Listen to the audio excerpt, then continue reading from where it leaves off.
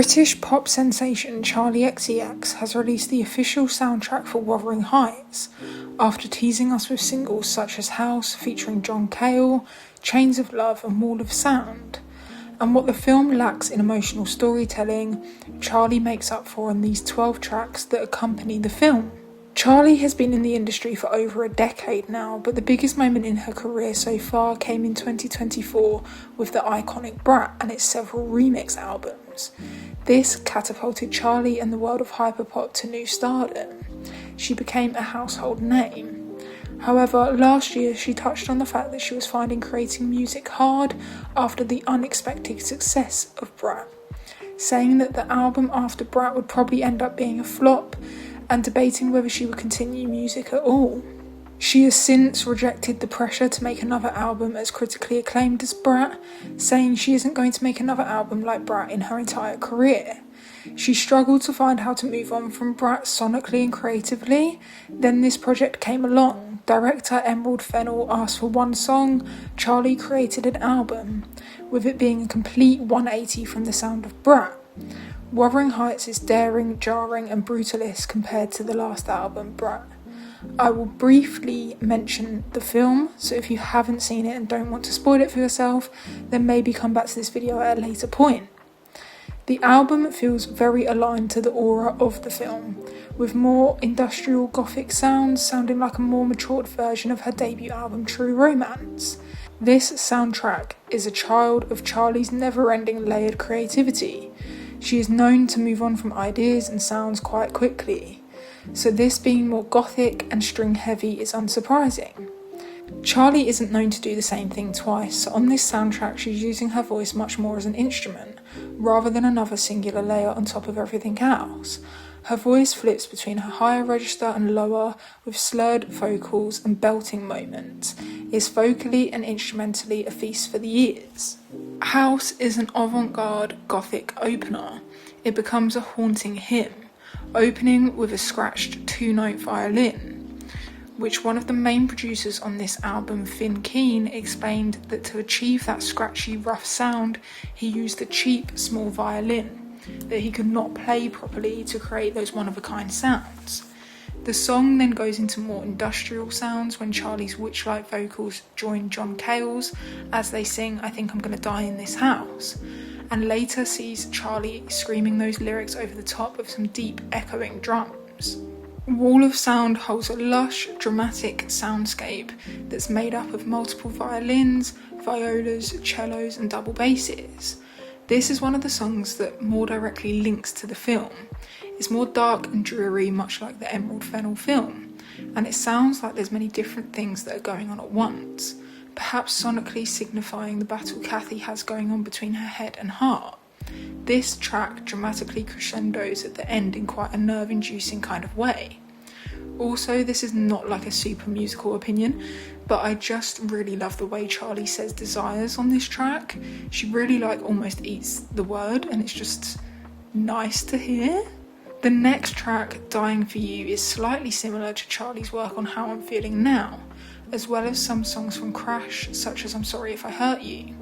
It's more of a traditional Charli sounding song, with electronic elements accompanying the strings on this track. Social media has taken this song and ran with it, turning it into the latest Charli-themed social media trend, and I understand why it's gone with it. It's more fun and carefree. The lyrics, as I mentioned earlier, are quite literal, with this song detailing how both Heathcliff and Kathy feel like they are both dying for each other. But I think things being more literal is absolutely fine for a film soundtrack. We don't need to interpretate the lyrics and mull over the meaning. The meaning is right in front of us. I also love the breakdown at the 2:45 mark, especially with the disjointed syncs working together to make a super interesting layer. It reminds me of the disjointed vibe on Charli's song Visions. Almost Everywhere is one of my favourites. It holds a royal opening with the swooping strings. Charli's voice is incredibly instrumental on this track. It acts as a complete opposition from the strings, which creates an incredible harmonic layer. This is one of the tracks that takes me right back to Charli's debut, True Romance. It sounds more matured and thought out in the way Charli's vocals come bursting through on the I Was Everywhere, before going back to the almost spoken word vocal presentation on the verses. If this song wasn't on the Wuthering Heights soundtrack, it could have honestly come off of the Bridgerton soundtrack. That's how royal and elegant it truly sounds. Chains of Love, out of the singles released before the full album came out, this was by far my favourite of the three. As I mentioned before, I really like how this soundtrack showcases Charli's vocals. It does feel like a fuck you to the Brat critics who didn't understand that her use of autotune was stylistic. I especially really love when Charli uses her higher register, and she does a lot on this track, and it's honestly heavenly. The bursting in-your-face drums on the chorus are also so powerful, while the synths swell over Charli's vocals. And there's that off-kilter piano or synth sound after Charli sings Shattering Like Glass, which I really love the sound of, especially in a kind of traditional indie pop song. This cynical sounding layer acts as a strong juxtaposition and really stands out to my ear. Out of Myself is next, and this may be controversial, but this reminds me of a grown-up sucker. However, it does hold really quite harsh industrial sounding elements. There's screaming strings as Charli sings Am I Your Girl, layered backing vocals acting as a call and response between the two versions of each character in this film. The outro is also really cool with disjointed vocal presentation, which then leads into the hauntingly eerie Happy Winds/Strings outro. Open Up is a kind of middle point interlude. Charli sings in a heavily reverb chamber of her own harmonies, creating this almost desperate sounding landscape, which is an interesting joining bridge between the two halves of the soundtrack and the movie. Seeing Things sees Charli sing directly over strings, bringing in a strong sense of tension and cinematic emotion. Charli's voice sounds distant and slowly comes closer as the lyrics say, As I Touched Your Face, which is a really clever production trick. A strong upright bass provides a deep, resonant foundation on this song. There's also some eerie, strange, minimalist piano lines that heavily contribute to its tense, avant-garde atmosphere. It's a really strong emotional addition to this soundtrack. Alters is by far my favourite from these 12 tracks. Again, this sounds like it could be directly from True Romance, but much more matured.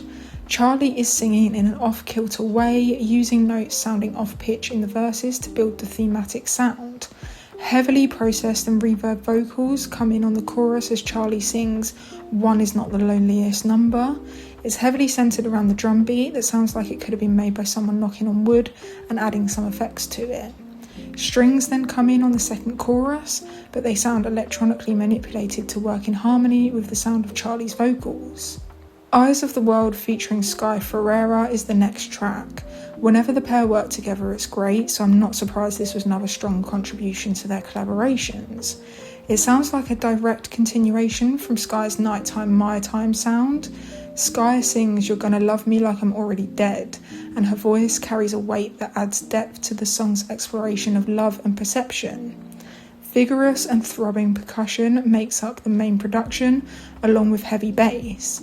Again, Eyes of the World has raw, scratchy string parts that add to the rough gothic edge that is presented throughout this entire set list. My Reminder is upfront and energetic.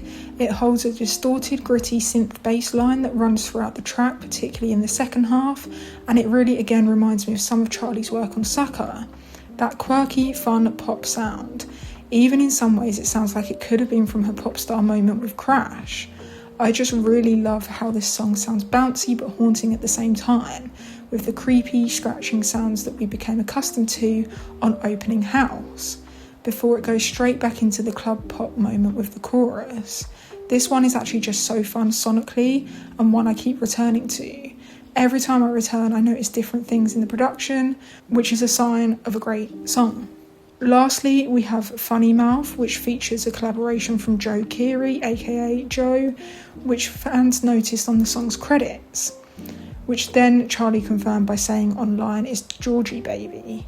The production, as many songs on this tracklist did, incorporates a string section with violins, violas and cellos contributing to a glitchy and erratic atmosphere. It acts as a very poignant conclusion to the project, with Charli singing over drone-sounding synths, We'll Be Alright, Alright, Alright. After the first chorus, strings join us, as well as an electronic How I'm Feeling Now clause/visions sounding breakdown. Glitch heavy and distorted electronic sounds are used, creating a screeching effect. This really does also sound like the end of a film, where nothing is the same again but time goes on. It feels like the feeling of remembering everyone in the world has so many inner battles, worries, and we're all living in our own lives, doing our own thing. That's a haunting but beautiful note to end the song on.